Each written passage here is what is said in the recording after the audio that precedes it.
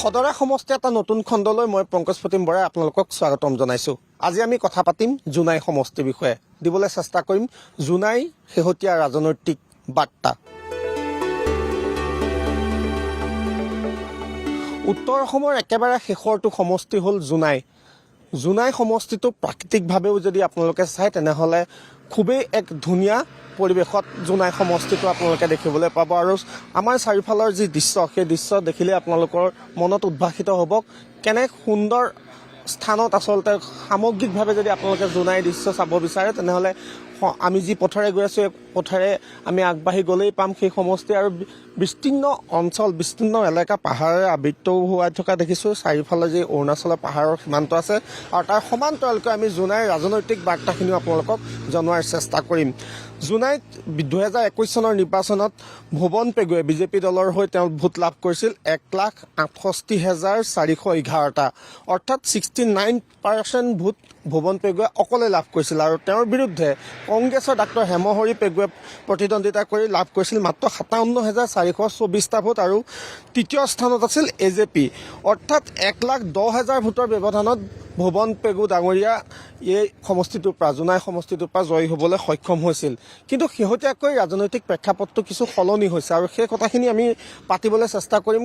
কিছু সংখ্যক ভোটাৰ এই সমষ্টিটোৰ পৰা হ্ৰাসো পাইছে। মোৰ লগত মোৰ সতীৰ্থ আছে, মোহন আছে। মই মোহনৰ পৰা জানিব বিচাৰিম জোনাইত পূৰ্বতে থকা ভোট কিমান আছিল আৰু এতিয়া কিমান সংখ্যক ভোটলৈ হ্ৰাস পালে?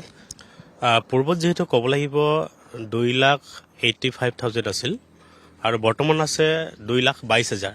যিহেতু জোনাই সমষ্টিৰ পৰা 11খন পঞ্চায়ত চিচিবৰগাঁও সমষ্টিলৈ গুচি গৈছে, যিহেতু চিচিবৰগাঁৱত নতুনকৈ গঠিত হোৱা এখন সমষ্টি। আৰু সেই সমষ্টিটোত 11খন জোনাই সমষ্টিৰ পৰা গুচি গৈছে। আৰু যিহেতু ক'ব লাগিব যে 11খন পঞ্চায়তৰ প্ৰায় 68,000 মান চিচিবৰগাঁও সমষ্টিত সংযোগ হৈছে নতুন ভোটাৰ। যিখিনি ভোটাৰ আছে তাৰ ভিতৰত সংখ্যাধিক্য ভোটাৰ কোন? মিচিং জনগোষ্ঠীৰ ভোটাৰ নে অন্যান্যও আছে? আটাইতকৈ বেছি কাৰ আছে ভোট? আটাইতকৈ মিচিং ভোটাৰছে বেছি আছে, যিহেতু জোনাই সমষ্টিখন সকলোৱে জানে আৰু যথেষ্ট জোনাই সমষ্টিটোত মিচিং জনসংখ্যা আছে। আৰু ক'ব লাগিব যে মিচিং ভোটাৰ্ছ প্ৰথম বুলি ক'ব লাগিব। মোৰ লগত মোৰ আনজন সতীৰ্থও আছে, ভেগু আছে। মই তেওঁৰ পৰা জানিব বিচাৰিম উত্তৰ অসমৰ দুজন প্ৰধান নেতা যদিহে বিজেপিৰ দৃষ্টিকোণেৰে চায় তেনেহ'ল ভুৱন পেগু আৰু দ্বিতীয়জন হ'ল প্ৰধান বৰুৱা।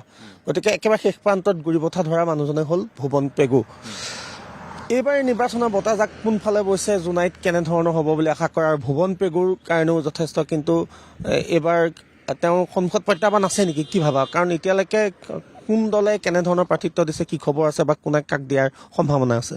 হয়, নিশ্চিতকৈ যিহেতু বিধানসভা নিৰ্বাচন সমাগত আৰু তেনেস্থলত ইতিমধ্যেই বিৰোধী পক্ষৰ তৰফৰ পৰা তেওঁলোকৰ প্ৰাৰ্থীগৰাকীৰ নাম ঘোষণা কৰি দিয়া হৈছে। এইবাৰ জোনাই সমষ্টিত বিৰোধী ঐক্য মঞ্চৰ তেওঁলোকৰ প্ৰাৰ্থীগৰাকী হৈছে ৰাজু মেদক। আৰু ৰাজু মেদক যিহেতু প্ৰথমতেই যি জনজাগৰণ বুলি এটা দল তেওঁ খুলিছিল আৰু সেই দলটো খোলাৰ পাছতে এই জোনাই সমষ্টিৰ বিধায়কগৰাকীৰ সৈতে তেওঁ মনোমালিন্য হৈ আছে বুলি সকলোৱে জানে। আৰু এতিয়া চৰ্চা চলি আছে যে ৰাজু মেদক এবাৰ ভুৱন পেগুৰ বাবে প্ৰত্যাহ্বান হ'ব নেকি? কাৰণ ভুৱন পেগুৰ মূল মানুহজনে আছিল ৰাজু মেদক।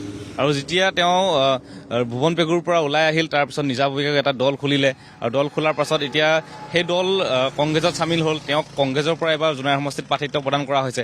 নিশ্চিতকৈ এইবাৰ জোনাই সমষ্টিত বিজেপি আৰু কংগ্ৰেছৰ মাজত এখন ভাল যুঁজ হ'ব বুলি সকলোৱে আশা কৰিছে। আৰু ৰাজু মেদক ভুৱন পেগুৰ বাবে প্ৰত্যাহ্বান হ'ব বুলি এইটো কাৰণে কৰা হৈছে কাৰণ ৰাজু মেদক বহু সংখ্যক মিচিং মানুহৰ মাজত তেওঁ জনপ্ৰিয় আছিল। আৰু তেওঁ TMPকে তেওঁ যিসমূহ মিচিং সংগঠন আছে সেইসমূহৰ লগত তেওঁ ভিতৰৰ পৰা আগতে জড়িত আছিল পূৰ্বে। আৰু তেনেধৰণৰ এটা প্ৰেক্ষাপট হোৱাৰ কাৰণে এইবাৰ নিশ্চিতকৈ এটা অনুভৱ কৰিব পৰা গৈছে যে চৰ্চা চলি আছে যে ভুৱন পেগুৰ বাবে নিশ্চিতকৈ ৰাজু মেদক প্ৰত্যাহ্বান হিচাপে থিয় হ'ব পৰা এটা সম্ভাৱনা আছে। ৰাজু মেদকক যিহেতু মোহনো ওচৰৰ পৰা পাইছে, তেওঁ ইয়াৰ পূৰ্বে কি আছিলে অকণমান ইতিহাসটো অকণ ৰাজু মেদকৰো আমি জানিব বিচাৰিম। ভুৱন পেগুৰ কথাটো অসমবাসীয়ে নিশ্চয় জানেই। যিহেতু ৰাজু মেদক আমি সৰুৰে পৰা দেখি আহিছোঁ মিচিং জাতীয় সংগঠনৰ লগত ওতঃপ্ৰোতভাৱে জড়িত হৈ আছিল।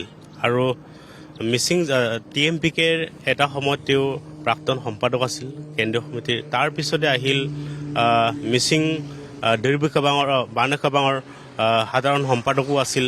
তাৰপিছতে আদি মিচিং বানেখাবাঙৰ তাৰো এটা দায়িত্ব আছিল, তেওঁ সম্পাদকৰ দায়িত্বত আছিল।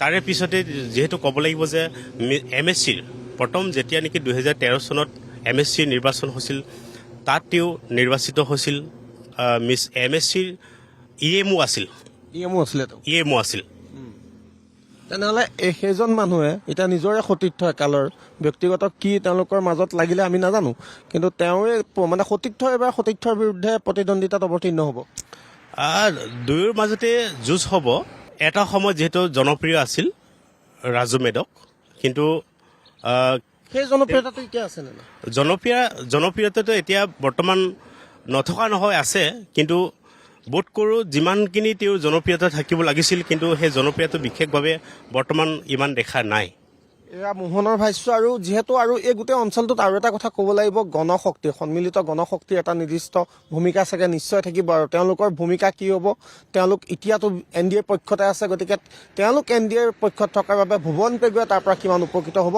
সেই সকলোখিনি কথা আমি জনাৰ চেষ্টা কৰিম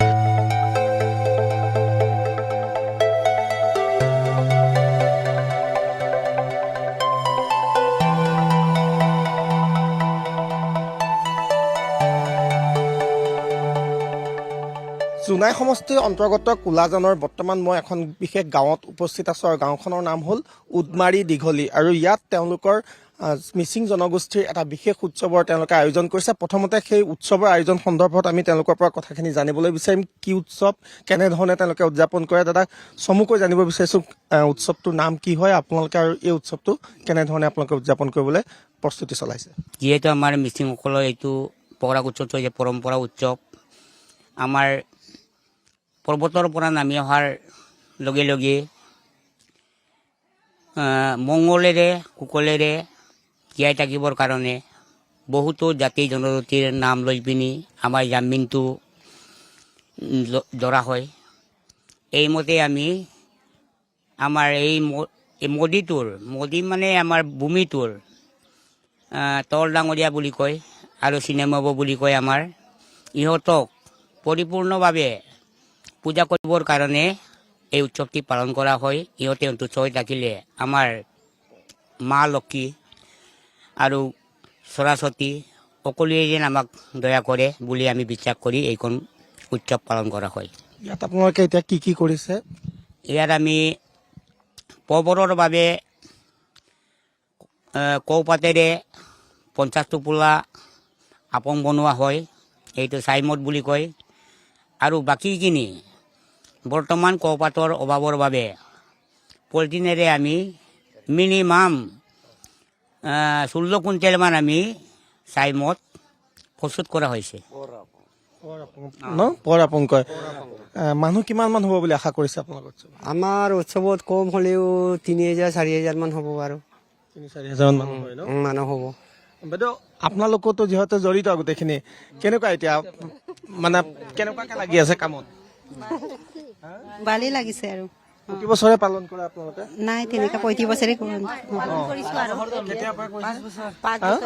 5 বছৰ 5 বছৰ খৰচ পাতিৰো যথেষ্ট কথা আছে ন বহুত লাগে খৰচ পাতি বহুতখিনি লাগে খাব বুলি বহুত মনটো ভাল লাগিছে আমাৰ ভাল লাগিছে খাব ভাল লাগিছে আমাৰ আৰু এটা কথা সুধো দেই যিহেতু আমি নিৰ্বাচনৰ বতৰত আহিছো আপোনালোকে চৰকাৰী সুবিধাবিলাক পাই আছে নে নাই চৰকাৰী আপোনালোকে নিজাকে সুবিধা পাইছে নাই এই যে আঁচনিবিলাক পাইছে নাই নাই পোৱা নাই কি পোৱা নাই আপোনালোকে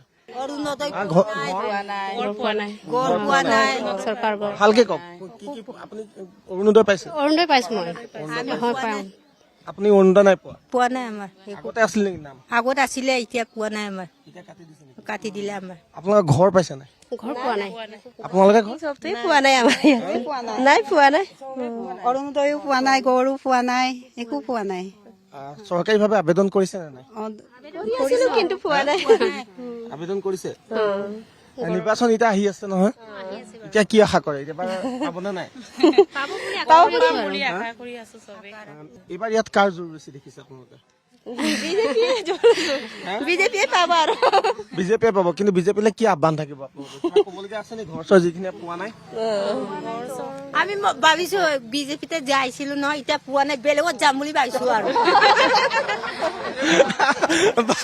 একদম খঙত কৈছে যাম বুলি ভাবিছো আৰু একো পোৱা নাই মই দাদাসকলৰ কাৰণে দেখাইছো দাদা মই আপোনালোকৰ পৰা জানিব বিচাৰো এই দাদা একদম বেলেগ দম দিছে কিয় মানে এইফালে কৈছে দাদা বিজেপিৰ দিনত কাম হৈছে নাই কওক একদম প্ৰেক্টিকেলি কওক কাম হৈছে বিজেপিৰ দিনত কাম হৈছে তথাপি কিছুমান মানুহৰ কিন্তু ঘৰৰ আইডিটো পোৱা নাই আমি সেইখিনি পোৱাটো বিচাৰে নাই এইখিনি পোৱাটো বিচাৰে আমি নেক্সট বাৰতো বিজেপিকে ভোট দিম কিন্তু আইডিটো পূৰা কৰিব লাগে লেট্ৰিন পোৱা নাই আমাৰ গাঁৱত সেইটো পোৱা নাই বয়োজ্যেষ্ঠ আৰু দাদাৰ পৰা আৰু জানিব বিচাৰিছো যোনখিনি উঠি অহা ল'ৰা আছে ডেকা ল'ৰা আছে তেওঁলোকৰ কৰ্মসংস্থাপন পাইছেনে নাই এতিয়া এনেকৈ ক'বলৈ গ'লেতো আমাৰ ইয়াত পূৰা পোৱা নাই কি সুবিধাই পোৱা নাই চৰকাৰৰ মতে চৰকাৰৰ পৰা সুবিধা কম পাইছে 2011 চনত চেঞ্চাছত মানে আমাৰ গাঁওখনত চেঞ্চাছ কৰা মানুহজন মানে ধনী বুলি লিখি দিলে আবেদন দিলোঁ MLA দিলে MLA বিধানসভাত প্ৰস্তাৱ কৰিম বুলি কৈছিল এতিয়াই প্ৰস্তাৱ কৰা নাই এতিয়ালৈকে এই সুবিধা পোৱাই নাই 11 চনৰ পৰা 25 চন হৈ গ'ল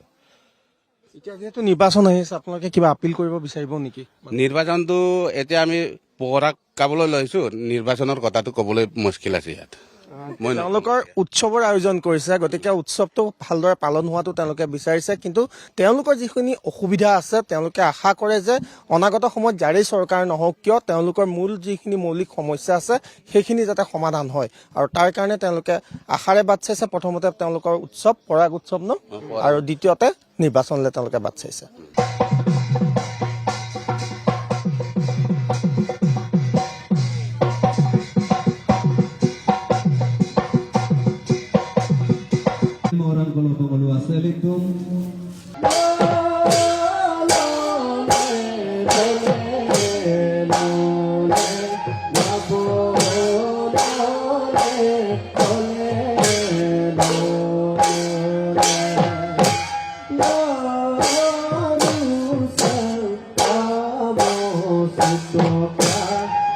জোনাই সমষ্টিত কংগ্ৰেছৰ প্ৰক্ষেপিত প্ৰাৰ্থী ৰাজু মেধকৰ এটা বিশেষ ভিডিঅ'ক লৈ চলিছে ব্যাপক চৰ্চা সেই ভিডিঅ'টো কি আছিল প্ৰথমে আপোনালোকক দেখুৱাই ল'ব বিচাৰিছো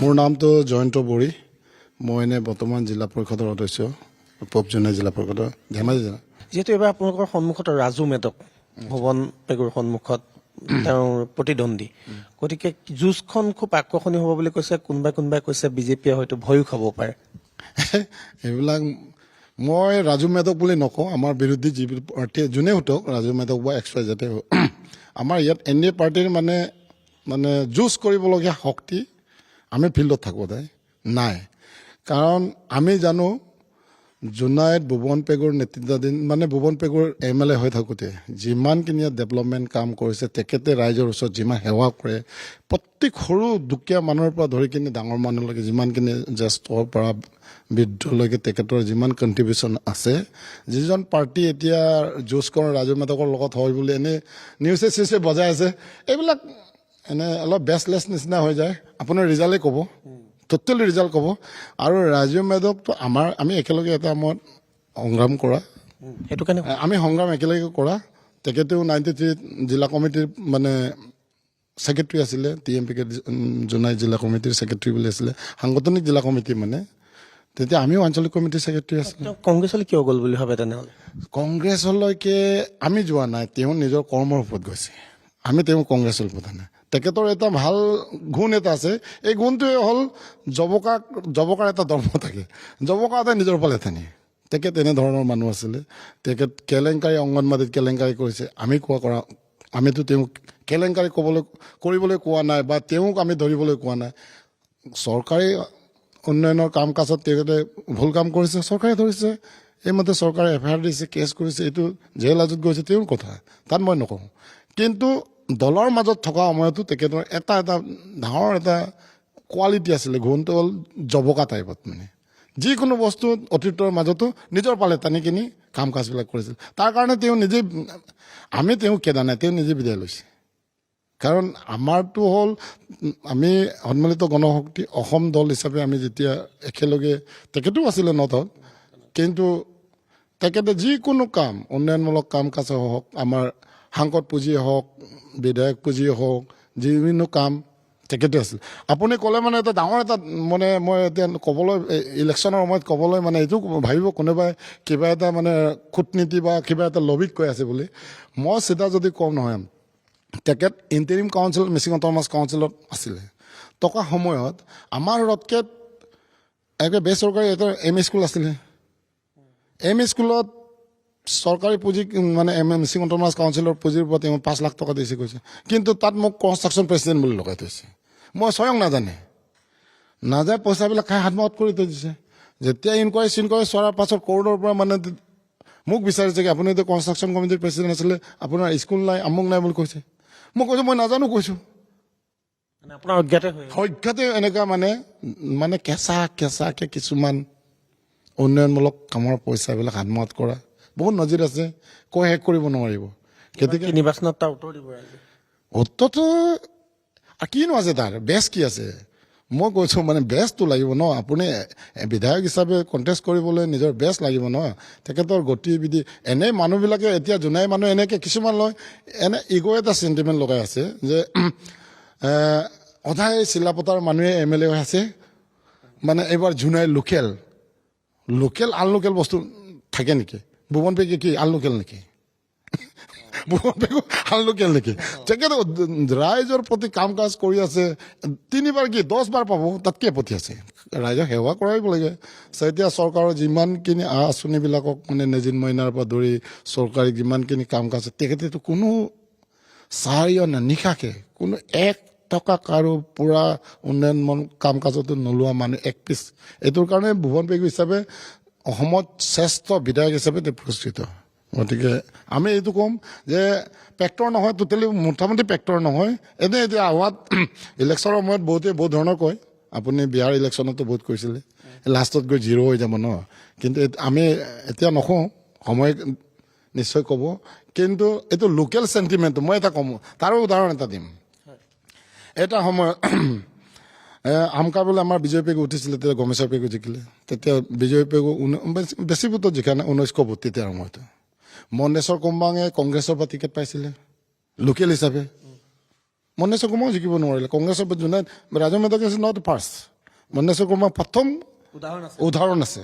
মন্দেশ্বৰ কুম্বাং কংগ্ৰেছৰ টিকেট পোৱা জোনাই লোকেল হাৰিছে। তেতিয়াও বিজয় পেগু এটা সময়ত এইটো আমাৰ মানে হামকাৰ পৰা আমি যেতিয়া কিবা কৰিছিলে, এইটো আমাৰ ডাঙৰ এটা জোচ আছিলে, মানুহৰ চেণ্টিমেণ্টো আছিলে। তেতিয়াও আমি নোৱাৰিলোঁ। এতিয়া আৰু এই ইমান উন্নয়নমূলক কাম কাজ কৰি থকাৰ পাছত ৰাইজৰ প্ৰতি মানে ৰাইজৰ প্ৰত্যেক ঘৰে মানুহৰ টাচ কৰাৰ পাছত এটা সময়ত চাওক, আমাৰ মগনীয়া বুলি যে আছিল জোনাইবিলাকৰ, জোনাইত নহয় গোটেই পৃথিৱীতে ভাৰতবৰ্ষতে আছিলে, মানে এটা সময়ত কোজনীয়া মগনীয়া আছিলে। এতিয়াতো NDA চৰকাৰৰ পাছত কোজনীয়া মগনীয়া শেষ হৈ গ'ল। আছে জানো? নাই জানো? কোনো গাঁৱত আপুনি নাপায় চাউল বিচৰা কিবা বিচৰা মানুহটো নাই। কমি গ'ল নাই, কমি গ'ল নহয়, নায়েই। কাৰণ চৰকাৰে চাউল ফ্ৰী দিছে, চব দিছে। এতিয়া চেনি দিছে, দালি দিছে, নিমখ দিছে, 100 টকাত দিছে। 1 কেজি দালিৰ দাম কিমান? 80 টকা নহয় জানো? চেনি কিমান? 40-50 টকা, কিন্তু 100 টকাত দিছে অলপ মূল্যত।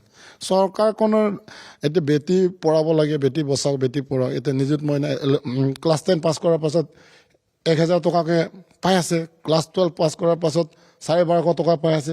অৰুণোদয় পাই আছে। মানে মুখ্যমন্ত্ৰীৰ পৰা আমাৰ CM ত্ৰিপুলে এতিয়া আমাৰ এই লেটেষ্ট যোৱা কেইতাৰিখে মই তাৰিখটো পাহৰি আছোঁ, মানে CM ত্ৰিপুলেৰ পৰা মুখ্যমন্ত্ৰী আত্মনিৰ্ভৰৰ পৰা মানে 1,22,000 জন আমি জোনাই সমষ্টিত দিছোঁ। এই ল'ৰাবিলাক এই পৰিয়াল মানুহ আমাক নিদিয়ে, কাক দিব? তেওঁ যদি নিদিয়ে এইটো ভগৱানে চাব। এয়া আছিল বিশেষকৈ NDA শিবিৰৰ মন্তব্য, আৰু তেওঁলোক গভীৰ আত্মবিশ্বাসী, ৰাইজ তেওঁলোকৰ লগতে থাকিব। আৰু ইয়াৰ বিপৰীতে তেওঁলোকে যি বিস্ফোৰক অভিযোগ লানি আনিছে, বিশেষকৈ ৰাজু মেধকৰ বিৰুদ্ধে, সেই সন্দৰ্ভত ৰাজু মেধকৰ প্ৰতিক্ৰিয়া কি হয় সেইখিনিও আমি আমাৰ দৰ্শকসকলক দেখুৱাব বিচাৰিম। কংগ্ৰেছৰ প্ৰক্ষেপিত প্ৰাৰ্থী ৰাজু মেধকে নাচি থকা ভিডিঅ'ৰ সমান্তৰালকৈ শেহতীয়াকৈ ছ'চিয়েল মিডিয়াত আৰু এটা ভিজুৱেলো ভাইৰেল হৈছে। সেয়া হ'ল স্থানীয় বিধায়ক ভুৱন পেগুক ৰাইজে প্ৰহাৰ কৰাৰ দৃশ্য।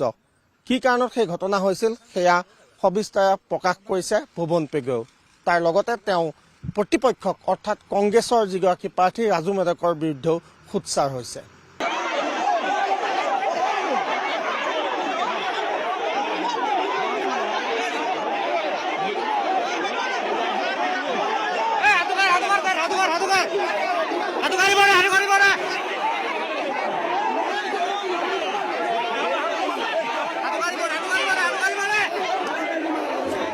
যিহেতু এটা পুৰণা ভিডিঅ' লৈ মেচাকি যিটো এটা সময়ত সংঘটিত হৈছিল ৰাজহুৱা এখন অনুষ্ঠানত আপোনাক এটা ভাইৰেল ভিডিঅ' হৈছিল আচলতে ঘটনাটো কি আছিল আৰু তাক লৈ কি ক'ব? ঘটনাটো মই ভাবোঁ যে মেচাকি টঙানী গাঁওখনত ৰাইজে ৰাজহুৱা মাটি 500-600 বিঘামান ৰাজহুৱা মাটি আছিলে, তাতে ইণ্ডাষ্ট্ৰী বহাব লাগে বুলি ৰাইজৰ ফালৰ পৰা এটা প্ৰপ'জেল আছিলে যে এতিয়া আমাৰ ল'ৰা ছোৱালীবোৰ কেৰেলা বেংগলোৰ গুচি গৈছে। আপোনালোকে দেখিছে দৈনন্দিন খবৰ আহে তাত, ইয়াৰ পৰা হাজাৰ হাজাৰ মানুহ ল'ৰা ছোৱালী তাত কাম কৰি আছে, মানুহ কাম কৰি আছে। তাৰে ঘটনা ঘটি বহুতে মৃত্যু বৰণ কৰে। ইমান বেদনাদায়ক, তাৰ পৰা ডেড বডি আনাটো ইয়াত ঘৰত আপোন মানুহৰ মাজত নাথাকি মেলি মৃত্যু বৰণ কৰাটো কেনেকুৱা এটা বেদনাদায়ক। তো এটা মত আছিলে আমাৰ অঞ্চলত, এতিয়াও মই ভাবোঁ যে এইটো মতটো আছে যে লাহে লাহে লাহে আমাৰ জেগাবোৰতো ইণ্ডাষ্ট্ৰীবোৰ বহাব লাগে। এতিয়া কেৰেলা বেংগলোৰলৈ কিয় গুচি গৈছে ল'ৰাবোৰ? কিন্তু ইণ্ডাষ্ট্ৰীবোৰ তাত আছে। তাত গ'লে 10,000 টকা, 20,000 টকা, 15,000 টকা, 12,000 টকা আৰ্জিব পাৰি। আমাৰ চোতালত এনেকুৱা কোনো ইণ্ডাষ্ট্ৰী নাই য'ত মাহৰ মূৰত 12,000 টকা, 15,000 টকা, 20,000 টকা, 18,000 টকা আপোনাৰ হাজিৰা কৰিও আৰ্জিব পৰা কোনো আমাৰ ইয়াত জেগা নাই। ত' মানুহবোৰ গুচি গৈছে। ত' তেতিয়া আমাৰ সংগঠনৰো মত, পাৰ্টীৰ মত আৰু ৰাইজৰ মত আছিলে যে আমাৰ জেগাবোৰত ইণ্ডাষ্ট্ৰী হ'ব লাগে, তাৰ কাৰণে ইণ্ডাষ্ট্ৰী গ্ৰুপবোৰক মাতিব লাগে, মাতিবলৈ সিহঁতক মাতি দিব লাগে। তাৰ কাৰণে তাত এটা ৰাজহুৱা প্লট এটা আছিলে, সেইটোত ইণ্ডাষ্ট্ৰিয়েল ছাইট ডেভেলপ কৰিব লাগে এইবিলাক এটা মত আছিলে। সেই সময়ত ইলেকশ্যন আপোনাৰ 2021 চনৰ ইলেকশ্যন মাৰ্চ মাহত ইলেকশ্যন আছিলে। ফেব্ৰুৱাৰী মাহত কোনোবাই উচতাই মেলি ৰাজনৈতিক আপোনাৰ বিষয়টো সন্মুখত ৰাখি উচতাই মেলি গোটেই গাঁওখনৰ মাটি হাজাৰ হাজাৰ বিঘা মাটি ভুৱন পেগুৱে লোকক দি দিব বুলি এনে অপপ্ৰচাৰ এটা চলাইছিল। সেই চলোৱাৰ কাৰণে জনগণ শংকিত হৈ ৰাষ্ট্ৰীয় ঘাইপথলৈ ওলাই আহিলে যে আমাৰ মাটি এতিয়া দি দিব বিচাৰিছে চৰকাৰে ইণ্ডাষ্ট্ৰীক। ধৰ্ণাটো দি আছে বুলি খবৰ পালোঁ। ময়ো এইটো ভাই মিছ আণ্ডাৰষ্টেণ্ডিং হয়, ৰাজহুৱা মাটিটোহে ৰাইজে যিটো প্ৰপ'জেল দিছিলে সেইটোহে আলোচনা চলি আছে। এনেকুৱা কোনো গোটেই হাজাৰ হাজাৰ বিঘা মাটি গাঁৱৰ মাটি দি দিয়াৰ কোনো এনেকুৱা পৰিৱেশো নাছিলে, এনেকুৱা কোনো পৰিকল্পনাও নাই চৰকাৰৰ। এই কথাটো মই ধৰ্ণা দিছে বুলি খবৰ পালোঁ, তেতিয়া মই গুচি গ'লোঁ নিজে, যিহেতু মই এইখন জাতিক আৰু আমাৰ অঞ্চলক সন্মুখৰ পৰা নেতৃত্ব দি আছোঁ, নিজৰে মানুহে ধৰ্ণা দিছে, গৈছোঁ মই। এই ধৰ্ণা দি থকা অৱস্থাত মই নাযাবও পাৰিলোহেঁতেন, ধৰ্ণা দিছে মই আঁতৰি থাকিব পাৰিলোঁ, মই গৈছোঁ। যোৱা অৱস্থাত ৰাইজক উত্তেজিত হৈ আছিলে, মই চবকে ক'লোঁ উত্তেজিত হ'ব নালাগে, চবেই চিঞৰ বাখৰ কৰি আছে, একদম গৰম হৈ আছে, স্বাভাৱিক কথা। ঘৰৰ মাটি ভেটি গাঁওখন যদি হেৰুৱাবলগীয়া হয় মানুহ গৰম হ'বই। চবকে ক'লোঁ নাই বহক ধুনীয়াকৈ, এটা কাম কৰোঁ, হুলস্থুল নকৰিব, ইমান হুলস্থুল কৰিলে কথাটো পাতিবলৈ দিগদাৰ, চবেই ঘাইপথতে আমি বহি দিলোঁ আমি চবেই। ঘাইপথত বহি দিওঁতে তেতিয়া কথাবোৰ পাতিলোঁ, ইহঁতে ক'লে নাই আমাৰ DC SP লিখি থোৱা আবেদন আমাক প্ৰমাণ লাগে যে এনেকুৱা নহয় বুলি। হ'ব DC SP মই পঠাই দিম বুলি কৈ মই সেই বহি থকা অৱস্থাৰ পৰা উঠি আহোঁতে কোনোবাই ভিডিঅ' কৰিলে, ভিডিঅ' কৰি দুজনমানে নিজে নিজে ভিডিঅ' কৰি থকা মানুহটোৱে হুলস্থুল কৰিছে, তাৰমানে সেইটো উদ্দেশ্য প্ৰণীতৰ বাবে ভিডিঅ'টো কৰিছিলে মহিলা কেইজনমান। আৰু সেইটো আমি গম পালোঁ সেইটো কংগ্ৰেছ পাৰ্টী মানুহ আছিলে বুলি পাছত, তাৰে গাঁৱৰো কংগ্ৰেছ পাৰ্টী মানুহ থাকে নহয়। কৰি মেলি সেইটো পিছদিনা ভুল নিউজ এটা প্ৰচাৰ কৰি আঁঠু কৰালে, আমুক কৰিলে, মাৰিলে, অপদস্থ কৰিলে, পিটিলে, এইবোৰ মিছাকৈ নিউজ কৰাইছিলে। কিন্তু চবেই গাঁৱৰ মানুহে জানে মিছা বুলি। এনেকুৱা ঘটনা তাৰপিছত ধুনীয়াকৈ মই তাৰপৰা গুচি আহিলোঁ, গুচি আহি DC গ'ল, SP হ'ল, ধুনীয়াকৈ বুজাই দিলে। ৰাইজে এতিয়া বুজি পালে এনেকুৱা কোনো প্ৰমাণ নাই, কাগজ পত্ৰ নাই, চৰকাৰী কোনো সিদ্ধান্ত নাই বুলি যেতিয়া গম পালে নাইকিয়া হ'ল। আৰু নাইকিয়া হোৱাৰ তাৰপিছত আকৌ ইলেকশ্যন হ'ল, যেতিয়া ৰাইজে গম পালে তাতে মোক ভোট দিলে। আৰু সেই ইলেকশ্যনতে সেই এমাহৰ পাছত ইলেকশ্যন হ'ল, 1,68,000 ভোট পালোঁ, 1,11,000 ব্যৱধানত জিকিলোঁ। ত' মই ভাবোঁ যে সেই বিষয়টোক লৈ কোনোবাই আকৌ এইবাৰ ইলেকশ্যন যিহেতু সন্মুখত আছে, তো সেই কোনোবাই ভাবিছে সেইটোক আকৌ এনেকৈ ওচৰত কিবা আকৌ পুৰণা নিউজটো বজালে কিবা বেনিফিট হ'ব নেকি বুলি ভাবিছে ৰাজনৈতিক। মই সিহঁতক ক'ব বিচাৰিছোঁ যে সেই ঘটনাৰ এমাহৰ পাছত ইলেকশ্যন হৈছিলে 2021 চনত, তাৰ ৰেকৰ্ড ভোট পাই, অসমৰ ভিতৰত ৰেকৰ্ড ভোট পাই 1,11,000 ব্যৱধানত জিকিছিলোঁ।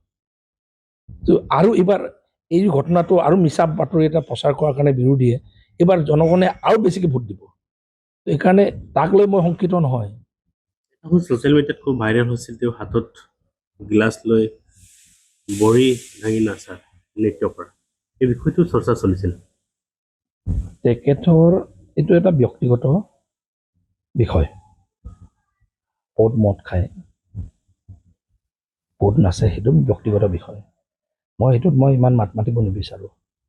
কিন্তু এটা বস্তু বেয়া, আপুনি ৰাজহুৱা জীৱনত থাকিলে এটা পৰ্যায়লৈকে আপুনি আপোনাৰ প্ৰতিচ্ছবিটোক, আপোনাৰ ব্যক্তিত্বটোক হাতৰ মদৰ গিলাচ লৈ তাৰমানে কি অশুভ নৃত্য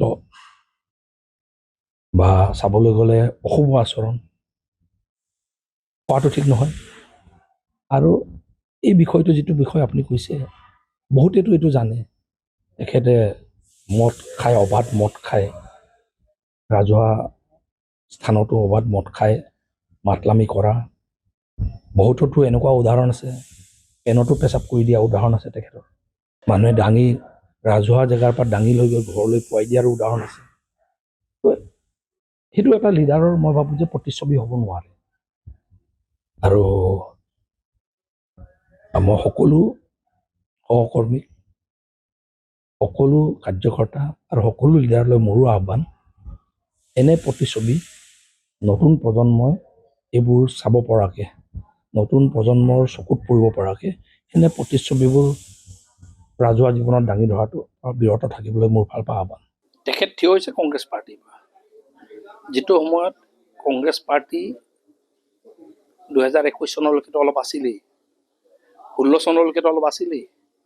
এতিয়া আপোনালোকে যদি চাই, কংগ্ৰেছ পাৰ্টি অকল বাংলাদেশী মূলৰ মিয়া অঞ্চলৰ অধ্যুষিত অঞ্চলত আবদ্ধ হৈ আছে।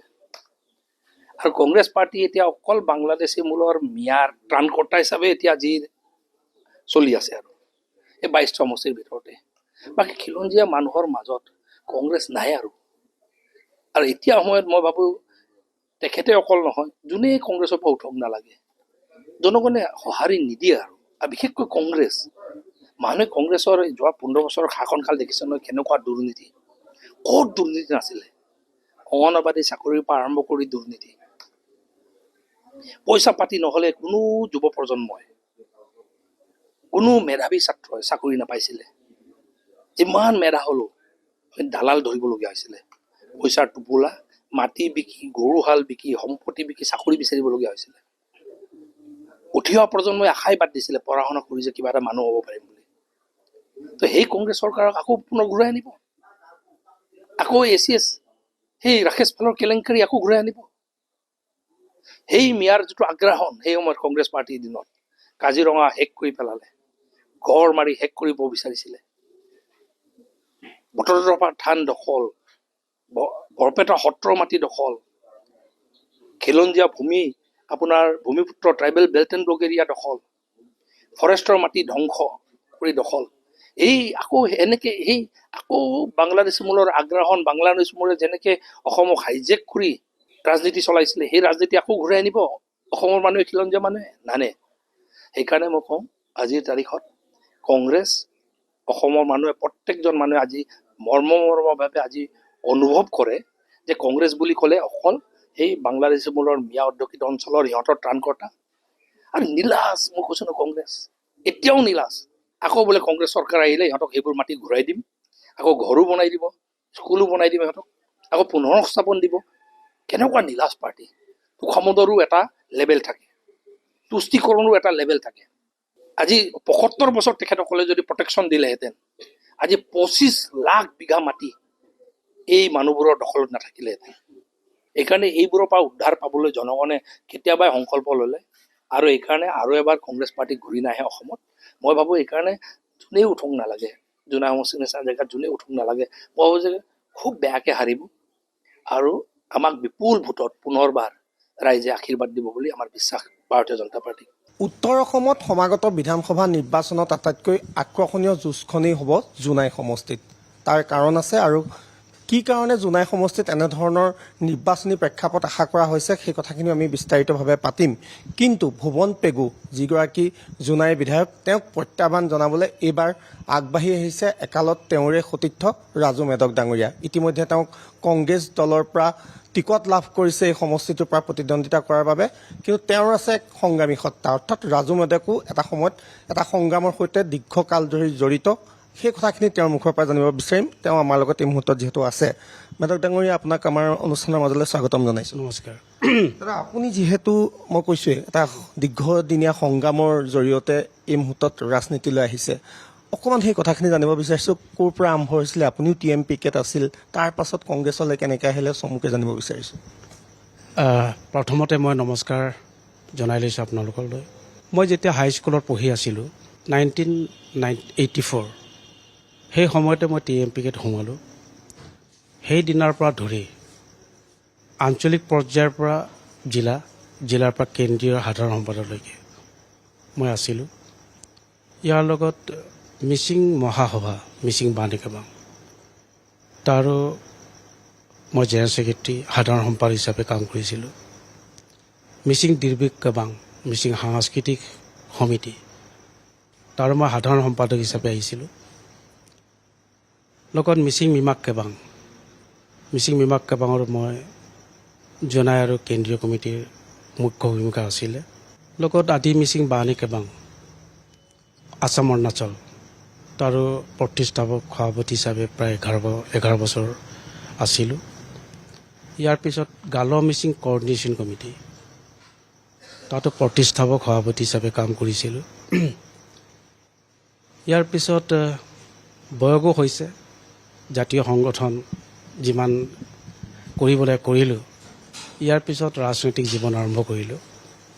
এতিয়া বৰ্তমান মই জনজাগৰণ অসম প্ৰতিষ্ঠা কৰাৰ পিছত প্ৰতিষ্ঠাপক সভাপতি হিচাপে আমাৰ সতীৰ্থসকলক সেই কমিটিক দায়িত্ব অৰ্পণ কৰি মই অসমৰ মানৱ সম্পদ, অসম সম্পদ গৌৰৱ গগৈ ডাঙৰীয়াৰ লগত আলোচনা কৰি মই ভাৰতীয় জাতীয় কংগ্ৰেছৰ সদস্য হ'লোঁ। আৰু এতিয়া শুনি সুখী লাগিছে, নিজক ভাল লাগিছে। মই আশীনক জোনাই বিধানসভা সমষ্টিৰ প্ৰাৰ্থী হিচাপে পাৰ্টীৰ পৰা মোক প্ৰাৰ্থিত্ব দিছে। যিহেতু সন্মুখত ভুৱন পেগু ডাঙৰীয়া আছে, শক্তিশালী বিধায়ক বুলি ক'ব খোজে ৰাইজে, গতিকে আপোনাৰ সন্মুখত থকা প্ৰত্যাহ্বানক কেনেধৰণে নেওচাৰ কাৰণে আপুনি প্ৰিপেৰেশ্যন কৰিছে? ভুৱন পেগুক যদি শক্তিশালী বুলি কৈছে, তেনেহ'লে তাৰ আঁৰত ৰাজু মেধকো লগত কৈছে। কি ধৰণে দাদা? ভুৱন পেগু অকলে এই শক্তিটোক আহৰণ কৰিব পৰা নাছিল। মূলতঃ জোনাইত মোৰো ভূমিকা আছে, মোৰো ইয়াত অৰিহণা আছে। আৰু প্ৰাণপণ যুঁজ দি ভুৱন পেগুক MLA বনাম বুলি কৰাসকলৰ ভিতৰত মই অন্যতম এজন। 2001 চনমানৰ কথা, 2001 চনৰ পৰা। তো সেইটোৰ কাৰণে ভুৱন পেগুক যদি শক্তিশালী কৈছে, তেনেহ'লে ইয়াৰ বেগৰ ৰাজু মেধকো শক্তিশালী আছিল। কিন্তু এতিয়া শক্তিশালী নহয়। ৰাজু মেধক গুচি যোৱাৰ পিছত শক্তিশালী নহয়, বিশেষকৈ জোনাই সমষ্টিত। গণশক্তিৰ সেই পটভূমিটো অকণমান ক'ব নেকি? সন্মিলিত গণশক্তিত প্ৰতিষ্ঠা হৈছিলে বিভিন্ন জাতি জনগোষ্ঠী আৰু অঞ্চলটোৰ উন্নয়নৰ স্বাৰ্থত। ভাষা ভাষী যিমান আছে সকলোৱে সমিলমিলেৰে এই অঞ্চলটোৰ কাৰণে ৰাজনৈতিকভাৱে সচেতন হওক আৰু অঞ্চলটোৰ উন্নয়ন হওক, ইয়াৰ কাৰণে প্ৰতিষ্ঠা হৈছিলে। প্ৰতিষ্ঠাপক সাধাৰণ সম্পাদক মই এজন আছিলোঁ। আৰু সেইদিনাৰ পৰা সিদিনালৈকে যেতিয়ালৈকে জাগৰণ গঠন কৰা নাছিল, আমি একেলগে কাম কাজ কৰিছিলোঁ। তো এইটোৰ কাৰণে মই ভুৱন পেগু ইমান শক্তিশালী বুলি মই ভবা নাই। ব্যক্তি হিচাপে মোৰ লগত তুলনাযোগ্যই নহয়, কিন্তু এখেতৰ লগত এতিয়া জাতীয় সংগঠন আছে, সন্মিলিত গণশক্তি আছে, BJP আছে। এই সূত্ৰে একেটাও শক্তিশালী বুলি ক'ব পাৰে। আৰু এজন বিধায়ক হিচাপে হৈ আছে, ক্ষমতা আছে। তাৰপিছত ব্যক্তি হিচাপে মোৰ লগত তুলনাযোগ্যই নহয়। মজা হৈছে, ভাষাই হওক, কৃষ্টি সংস্কৃতিয়ে হওক, বিশ্বাসেই হওক, আদিম যুগৰ আমাৰ যিটো মিচিঙৰ অৱস্থা এতিয়া বৰ্তমানলৈকে কেনেকৈ তাৰমানে আমাৰ জাতি গঠনটো কেনেকৈ আগবাঢ়িছে, সেই ক্ষেত্ৰত একেতো তিল মানুহ জ্ঞান নাই। ৰাজনীতিৰ মাজতে এটা কথা সুধি লওঁ, মিচিং সমাজৰ যিখিনি প্ৰচলিত ৰীতি নীতি, সেইখিনি ধৰি ৰখাৰ কাৰণেও আপুনি এটা প্ৰয়াস কৰিছিলে, সেইটো কি ধৰণৰ প্ৰয়াস? মানে গাঁও হৈছে এটা জাতিৰ আত্মা সদৃশ। গাঁও থাকিলেহে জাতি বাচিব। ভাষা কৃষ্টি সংস্কৃতি জীয়াই থাকিলেহে গাঁও বাচিব। এইটোৰ কাৰণে গাঁৱতে এখন তাৰমানে ভোট কেন্দ্ৰ নহয়, ভোটাৰ্ছ তাৰমানে সমষ্টি নহয়। গাঁও হৈছে প্ৰতিটো জাতি জনগোষ্ঠীৰ, প্ৰতিটো তাৰমানে জাতিৰ গাঁও হৈছে প্ৰথম আত্মা। এই আত্মাক সন্মান কৰোঁ। সেইটোৰ কাৰণে আজি ভাষা জীয়াই আছে গাঁৱত, আমাৰ পৰম্পৰা ৰীতি নীতি জীয়াই আছে এতিয়া গাঁৱত। এইটোৰ কাৰণে গাঁৱক কেনেকৈ শক্তিশালী কৰি সুৰক্ষা কৰি জাতিক আগুৱাই লৈ যাব পাৰে, তাৰ কাৰণে মই আপ্ৰাণ চেষ্টা কৰিছিলোঁ।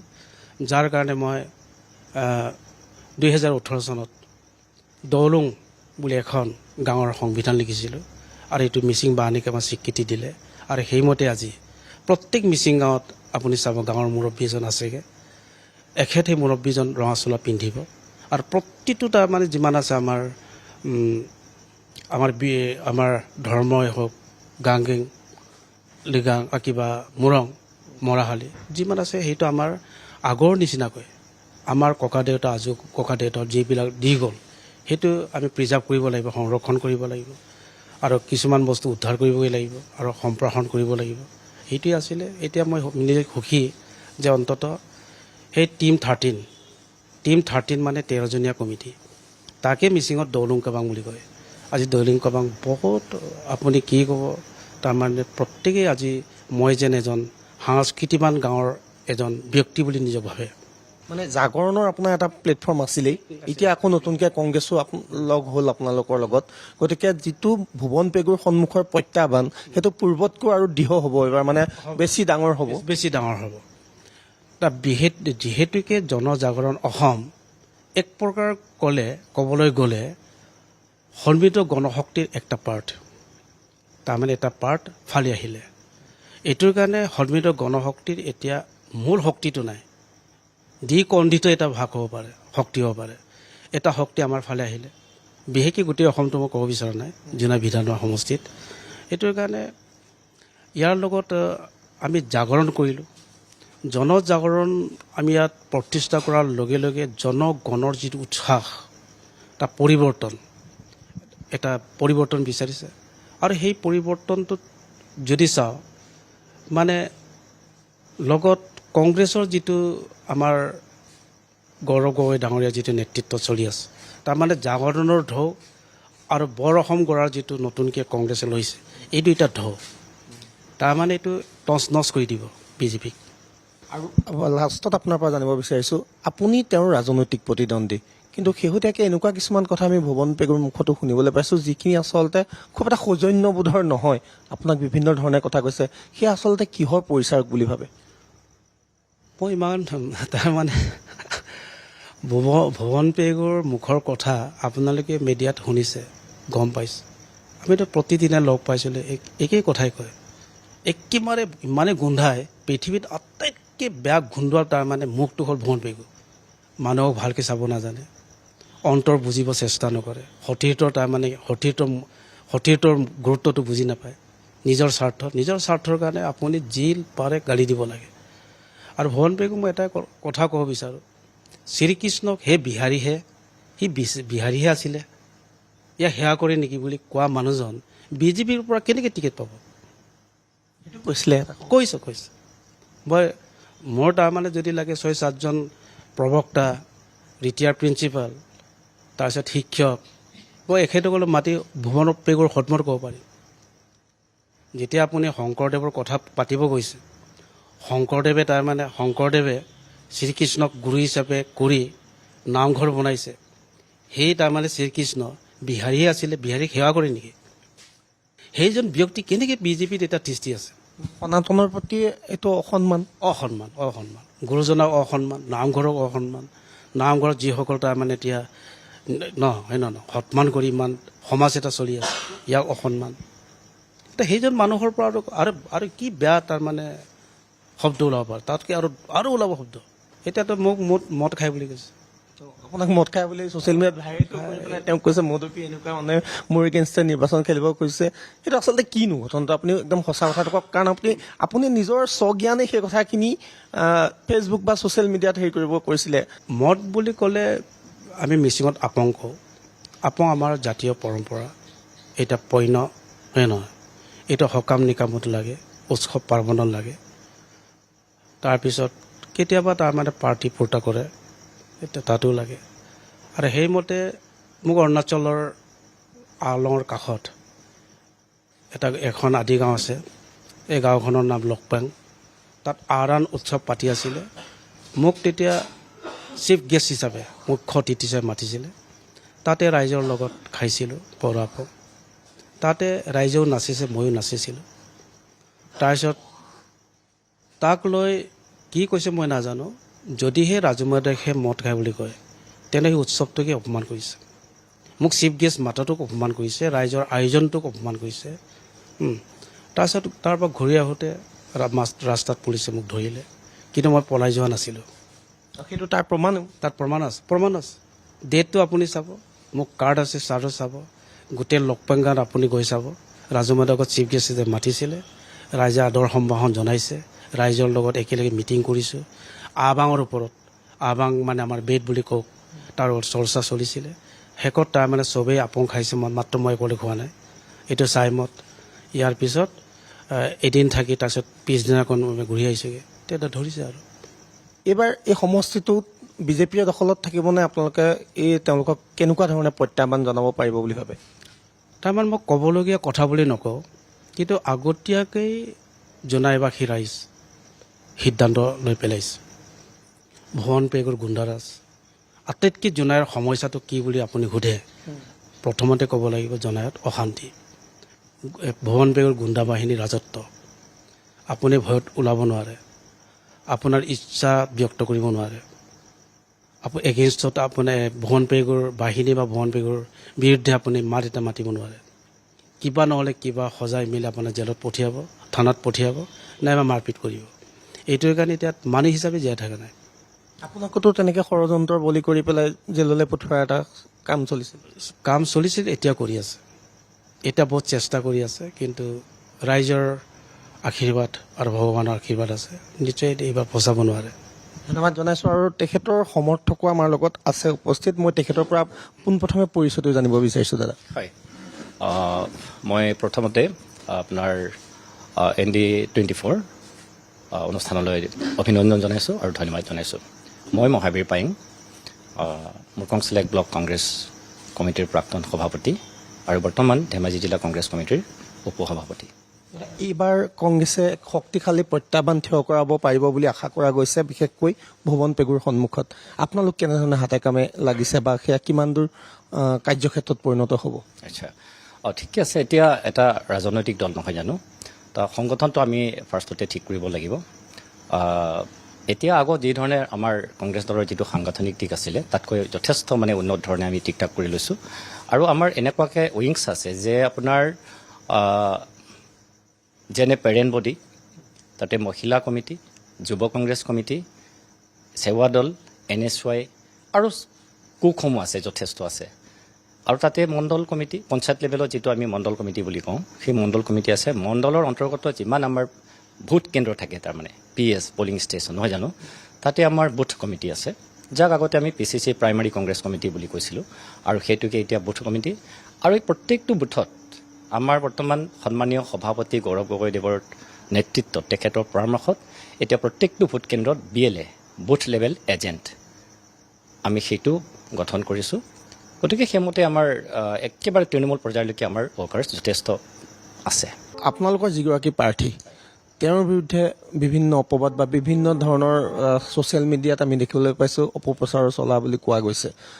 আৰু তেনেধৰণে যদি চাই ভুৱন পেগু ডাঙৰীয়াৰ বিৰুদ্ধেও তেনেধৰণৰ এটা ভিডিঅ' পোহৰলৈ আহিছে।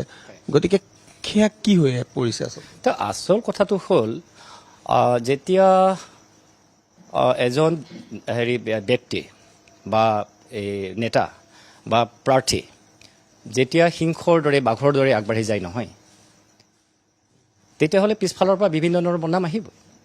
কাৰণ ক'বলৈ জেগা নাই। তেওঁক যিকোনো প্ৰকাৰে যিকোনো মানে এনেকুৱা ধৰণৰ বেয়া বদনাম দি পেলাই কেনেকৈ তেওঁক পিছুৱাই কেনেকুৱা জনমানসত তেওঁৰ মানে সেৱা জ্ঞান কৰিব লাগে, সেইটো কৰি থাকে, সেইটোতো সকলোৱে জানে।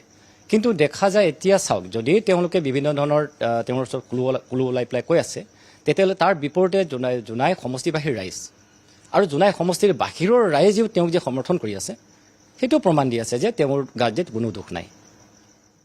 সেইটোৱে কথাটো।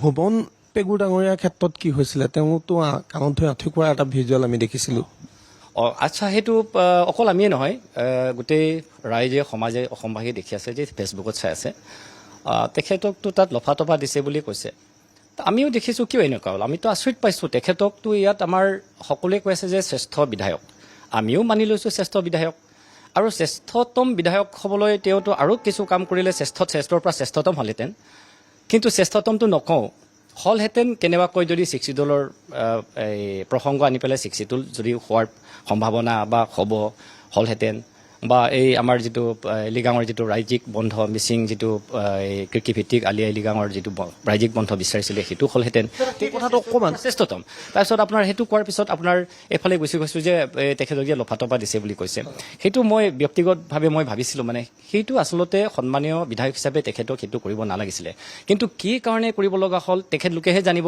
নিশ্চিতভাৱে নিশ্চয় ক'ৰবাত নহয় ক'ৰবাত এনেকুৱা ভুল হৈছে যে এইটো সহ্য কৰিব পৰা নাই যাৰ কাৰণে মাছ বাটতে বা বাটতে এনেকুৱা এটা অৱস্থা কৰিব লগা হৈছে মই ভাবিছোঁ তেখেতক শ্ৰেষ্ঠ বিধায়ক হিচাপে তেওঁৰ ভৰিত পৰি পেলাইহে সেৱা কৰিব লাগিছিলে ৰাইজে বা মহিলাসকলে আমাৰ আই মাতৃসকলে কিন্তু তেওঁৰ উল্টাকৈ তেওঁলোকক ভৰিত পৰি পেলাই মানে সেৱা কৰিব লগা হৈছে বা তেওঁক সেৱা কৰাৰ বা স্বীকাৰ কৰাৰ পিছতো তেওঁ আকৌ মানে এই ওলত ধৰি পেলাই আকৌ থবিয়াই দিছে তো সেই যিটো ছবিবিলাক চাইছোঁ নহয় কিন্তু এজন বিধায়কক সেইটো কৰাটো আমিও দুখ লাগে সেইটো হ'ব নালাগিছিলে কিন্তু তেওঁৰ নিশ্চয় ক'ৰবাত ভুল থকাৰ কাৰণে এইটো হৈছে ধন্যবাদ জনাইছোঁ দাদা আপোনাক আৰু জোনাই সমষ্টি সেইকাৰণেই কৈছোঁ যে এইবাৰ অধিক আকৰ্ষণীয় হ'ব এনেসমূহ সামাজিক দিশো এইবাৰ নিৰ্বাচনত পোহৰলৈ আহিব আৰু জোনাই সমষ্টিত কোনে শেষ হাঁহি মাৰিব সেয়া জোনাই সমষ্টিবাসীয়ে নিৰ্ধাৰণ কৰিব তাৰ কাৰণে আমি বাট চাব লাগিব নিৰ্বাচনৰ ফলাফললৈ আৰু নিৰ্বাচনী যুদ্ধখনৰ প্ৰেক্ষাপটলৈ বিজেপি ধেমাজি জিলাৰ সভানেত্ৰী ৰূপা কামান বাইদেউ আমাৰ লগত উপস্থিত আছে আৰু তেওঁ জোনাই সমষ্টিৰ বাসিন্দা জোনাই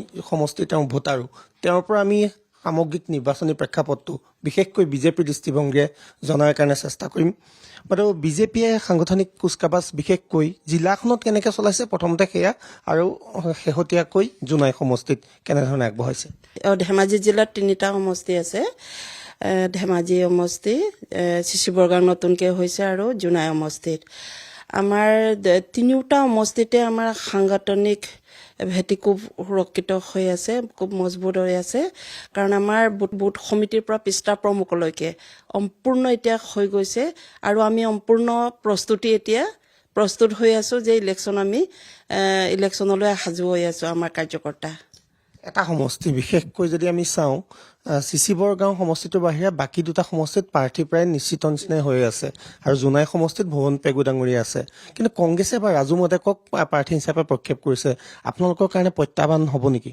নাই এইটোতো প্ৰত্যাহ্বান বুলি আমি ভাবাই নাই প্ৰত্যাহ্বানটো নহয়ে আমি কোনো এজন কাৰ্যকৰ্তাই তেখেতে যে আমাৰ ভাৰতীয় জনতা পাৰ্টীৰ প্ৰত্যাহ্বান হ'ব পাৰে এই কথাটো আমি কেতিয়াও ভাবাই নাই আমাৰ মনলৈ অহাই নাই কাৰণ তেখেতে যিবিলাক কাৰ্য কৰি আছে পৰৱৰ্তী দিনবিলাকত আমি দেখিছোঁ তেখেতৰ যিবিলাক ৰাইজৰ মাজত কাৰ্য কৰিলে এই কাৰ্য চবৰ মনতে আছে জোনাইবাসীৰ ৰাইজৰ মনত আছে এইকাৰণে আমি নাভাবোঁ যে তেখেতক জোনাইবাসী ৰাইজে আদৰি ল'ব জোনাইবাসীৰ ভোটাৰ্ছে আদৰি ল'ব তেনেকুৱা আমাৰ অনুভৱ নহয় আজিৰ তাৰিখত ভাৰতীয় জনতা পাৰ্টীৰ মিত্ৰজোঁটৰ চৰকাৰে জনসাধাৰণৰ কাৰণে শেষৰজন ব্যক্তিৰ কাৰণেও যিখিনি আঁচনিৰ দ্বাৰা সমাজত থিয় কৰোৱাৰ যিটো প্ৰয়াস কৰিছে এই প্ৰয়াসৰ দ্বাৰা ৰাইজে ভাৰতীয় জনতা পাৰ্টীকে আকৌ 5 বছৰৰ কাৰণে বিচাৰিছে আপোনালোকে ইতিমধ্যে দেখিছে যে মুখ্যমন্ত্ৰীৰ আমাৰ জন আশীৰ্বাদ যাত্ৰাত যি ধৰণে ইলদল ভাঙি পিনি বুঢ়া মেটাৰ পৰা জাতি জনগোষ্ঠী কৃষ্টি সংস্কৃতি সকলোৱে ওলাই আহিছে ৰাস্তালৈ ৰাতি 12টা বজাতো ওলাই আহিছে এইটোৱে প্ৰমাণ কৰে যে অসমৰ ৰাইজে আমাৰ ধেমাজি বুলিয়ে কোৱা নাই মই অসমৰ ৰাইজে আকৌ 5 বছৰৰ কাৰণে আমাৰ ভাৰতীয় জনতা পাৰ্টীৰ মিত্ৰজোঁটক চৰকাৰ বিচাৰিছে আৰু শেষত মহিলা হিচাপেও জানিব বিচাৰিম মহিলাসকল কাৰ লগত থাকিব বুলি আশা কৰে মহিলাবিলাক সম্পূৰ্ণ 100% আমাৰ ভাৰতীয় জনতা পাৰ্টীৰ মিত্ৰজোঁটৰ চৰকাৰৰ লগত আছে আজি তাৰিখত মহিলাৰ কাৰণে বিশেষকৈ আমাৰ কেন্দ্ৰ আৰু ৰাজ্য চৰকাৰে মহিলাৰ কাৰণে যিবিলাক এতিয়া তেখেতসকলৰ কাৰণে যিমানবিলাক আমি আঁচনি বুলি নহয়, তেখেতসকলক আমি নিজৰ ভৰিত থিয় কৰোৱাৰ যিটো প্ৰচেষ্টা কৰিছে আজি তাৰিখত, হয়তো আমি দেখিছোঁ যে অত বছৰৰ পৰা ভাৰত স্বাধীন হোৱাৰ পৰা হয়তো কোনো এজন চৰকাৰে তেনেকুৱা পদক্ষেপ আজিলৈকে মহিলাৰ কাৰণে লোৱা নাই।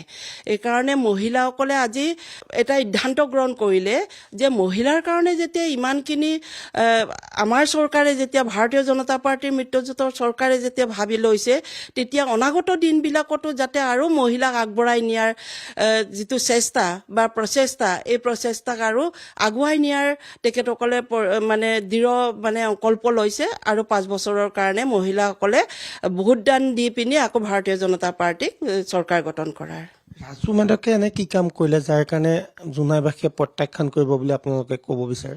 ৰাজু মেধকে আজিলৈকে কি কাম কৰিলে মইতো আজিলৈকে চকুত পৰা নাই, বা আপোনালোকে যদি কাৰোবাৰ পৰা জানিবও বিচাৰে আপোনালোকে জানিব পাৰে যে ৰাজু মেধকে আজিলৈকে জোনাইবাসীৰ কাৰণে চকুত লগা কি কাম কৰিলে।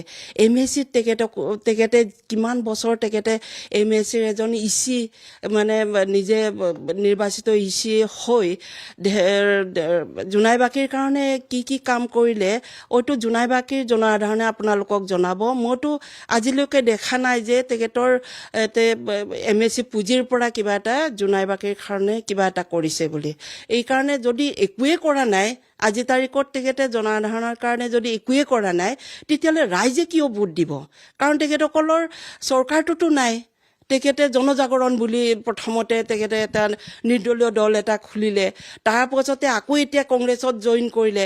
কংগ্ৰেছৰ এতিয়া তেখেতে কংগ্ৰেছত সোমোৱাৰ লগে লগে এতিয়া মানে দল ত্যাগ কৰাৰ এটা জোৱাৰ উঠিছে জোনাইত। কংগ্ৰেছত বিভাজন ঘটিছে নেকি? বিভাজন ঘটি পিনি বেলেগ বেলেগ মানে দললৈ দাপলি মেলিছে কংগ্ৰেছৰ কাৰ্যকৰ্তা। তেখেতৰ বিৰুদ্ধে অপবাদ ওলোৱা বুলি কৈছে বিজেপিৰ বিৰুদ্ধে সেই আঙুলি তেওঁ টোৱাইছে যে ৰাজু মেধকে কৈছে বিজেপিয়ে মোৰ কিছুমান কাম অযথাকে বদনাম কৰিব বিচাৰিছে। বিজেপিয়েতো আজিলৈকে মই কিবা তেখেতৰ ওপৰত অপবাদ বা বদনাম হৈছে তেনেকুৱাটোতো মই নিউজো দেখা নাই, বা তেনেধৰণৰ কোনোবাই এটা বক্তব্য বা ৰাখিছে বা কিবা তেখেতৰ ওপৰত এটা বিৰোধ মন্তব্য কৰিছে তেখেতৰ ওপৰততো মই তেনেকুৱা শুনা নাই। আপোনালোকে যদি ক'ৰবাত শুনিছে মই এইখিনি নাজানো বাৰু। আমিও তেখেতৰ ওপৰত একো মন্তব্য তেনেকুৱা কৰা নাই।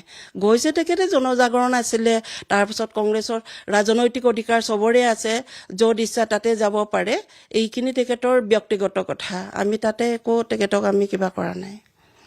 ইতিমধ্যে বিজেপি শিবিৰে স্পষ্ট কৰিছে সকলো কথা, আৰু তেখেতসকল এই মুহূৰ্তত খুবেই আত্মবিশ্বাসী যে অনাগত দিনত জোনাইবাসীয়ে বিশেষকৈ বা সমগ্ৰ ধেমাজি জিলাতো যদি আপোনালোকে চায় তেনেহ'লে তিনিওটা সমষ্টিতে ৰাইজৰ সমাদৰ লাভ কৰিবলৈ সক্ষম হ'ব আৰু যি অনাগত বিধানসভা নিৰ্বাচন তাতো সাফল্য লাভ কৰিবলৈ সক্ষম হ'ব।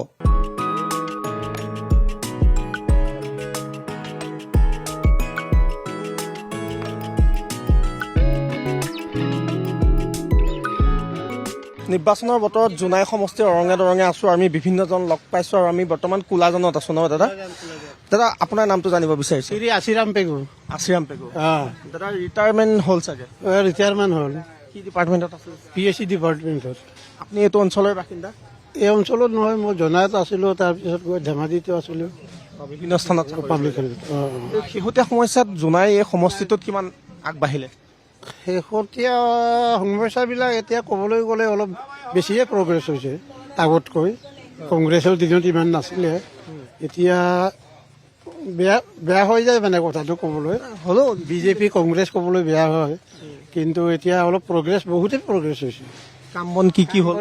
ঠিকেই হৈছে, আলি পদূলিলৈকে গোটেইখিনি মানে ৰাইজৰ কাৰণে সুবিধা হৈছে।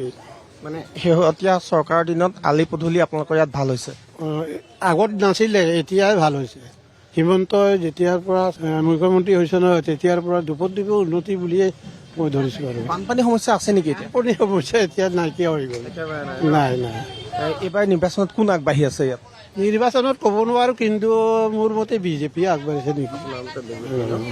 বাইদেউ ইয়াতে ব্যৱসায় আছে? কি ব্যৱসায় আছে বাইদেউ? দোকান দিওঁ। কি নাম বাইদেউ আপোনাৰ? জোনমণি পেগু। জোনমণি পেগু ন? চৰকাৰী সা সুবিধাবিলাক পাইছে নাই? পাইছোঁ, অৰুণোদয় দিছে হিমন্ত মামাই।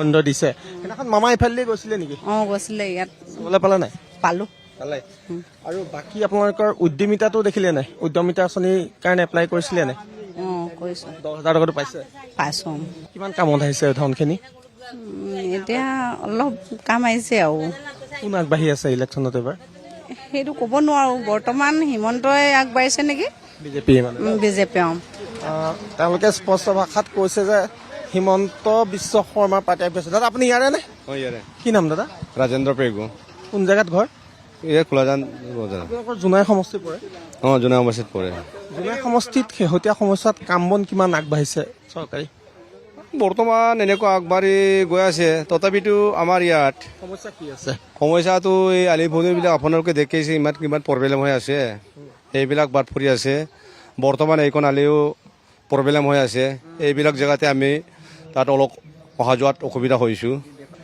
নিবনুৱা সমস্যাটো বহুত জটিল হৈ আছে কাৰণ আমি নিবনুৱা হৈ পিনেও চাকৰি বাকৰি নাইকিয়া এনেকুৱা সমস্যা হৈ পৰি আছে আমি চাকৰি চাকৰি সমস্যা আছে সমস্যা হৈ পৰি আছে নিৰ্বাচন আহি আছে এবাৰ যুঁজখন কাৰ কাৰ মাজত হ'ব ইয়াত ৰাজু মেধক উঠিব কংগ্ৰেছৰ পৰা ৰাজু মেধক উঠিব দুইটাৰ মাজত কিবা হ'ব নেকি এইবাৰ অলপ যোৱা হ'ব আৰু আগতে যিটো যুঁজ নাছিলে এইবাৰ হোৱাৰ সম্ভাৱনা আছে দাদা অকণমান ইয়াৰ মাজতে আহিছো দেই আমি আহিছো গুৱাহাটীৰ পৰা অকণমান জানিবলৈ আপোনালোক ইয়াৰে নে হয় ইয়াৰে হয় দাদা নামটো ভাল নামটো ডিম্বেশ্বৰ তাই দাদা ব্যৱসায় আছিল নে চাকৰি আছিলে মোৰ চাকৰি আছিলে বৰ্তমান ৰিটায়াৰ হ'ল কি ডিপাৰ্টমেণ্টৰ ভেটেনেৰী ডিপাৰ্টমেণ্টৰ আছিলে ভেটেনেৰী ডিপাৰ্টমেণ্ট গুৰুত্বপূৰ্ণ ডিপাৰ্টমেণ্ট বহুতখিনি কাম চাগে সমাজৰ কাৰণে কৰাও হ'ল যেতিয়া আপুনি আছিলে কৰিলোঁ সমাজৰ কাৰণে জোনাই সমষ্টিত নিৰ্বাচন আহি আছে আচ্ছা তাত জানিব বিচাৰিছো যে এইবাৰ কেনেকুৱা দেখিছে ইয়াত কাৰ শক্তি বেছি দেখিছে মই এইটো ক'ব নোৱাৰো কাৰণ মই অলপ ৰুগীয়া মানুহটো ঘূৰি ফুৰি নুফুৰোঁ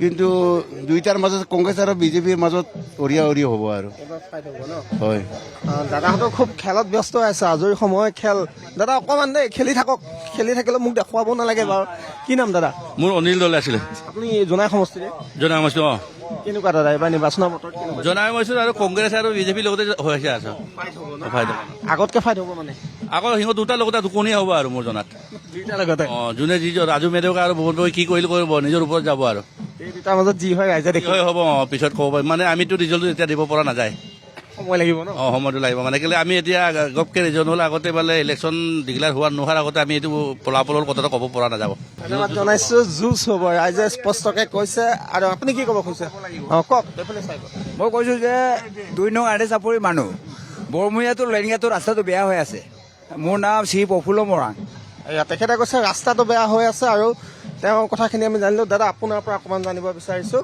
দাদা ভাল নামটো মোৰ জগত দলে দাদা আপুনি ইয়াৰে মানুহ ইয়াৰে হয় ইয়াত সমস্যা কিমান দূৰ সমাধান হ'ল শেহতীয়া সময়ত অৱস্থা মানে জনাইত গৈছিল তাত ৰাজীৱৰ কথাই কৈছে ইয়াৰ আকৌ আমাৰ নামনিত জনাই সমষ্টিত ইয়াৰ বহুন পেগৰ কথাই কৈ থাকে জনাই সমষ্টি নামনিত ন কিন্তু মই আছিলোঁ এই বিজেপি পাৰ্টিতে আছিলোঁ আগতে আগৰ দিনতো মানে পঞ্চায়তত হেৰি আছিলে পঞ্চায়তত কাৰুকাৰ্য আছিলে এতিয়া উঠাই দি পিনে আকৌ পঞ্চায়তত এতিয়া হেৰি হৈছে তেতিয়া 7 বছৰ তাত কাম কৰিলোঁ ছেক্ৰেটৰী হৈ এতিয়া এবাৰ কাৰ লগত ফাইট হ'ব বুলি ভাবিছে কংগ্ৰেছ আৰু বিজেপি তেখেতসকলে যিটো কৈছে সেইটোৱে শুনিছোঁ আৰু বেলেগ কাষ্টমাৰটো ওলোৱা নাই ভুৱন পেগু আৰু ৰাজু মেধকৰ ওপৰতে হ'ব বুলি ভাবিছোঁ এয়া আছিল জোনাই সমষ্টিবাসীৰ মন্তব্য আৰু এই মুহূৰ্তত আমি নিৰ্বাচনী যুঁজখন কি হ'ব তাৰ কাৰণে আমি বাট চাইছোঁ আৰু যদিও এইসকল ৰাইজে নিৰ্ধাৰণ কৰিব অনাগত দিনত জোনাই সমষ্টিৰ ভৱিষ্যত কোনে শেষ হাঁহি মাৰিব সেইখিনিও তেওঁলোকৰ ওপৰতে নিৰ্ভৰ কৰিব কিন্তু মূল ফলাফললৈ আমি নিৰ্বাচনৰ ফলাফল যিদিনাখন প্ৰকাশ হ'ব সেইদিনাখনে আচলতে ক'ব পাৰিম জোনাইত কোনে শেষ হাঁহি মাৰিলে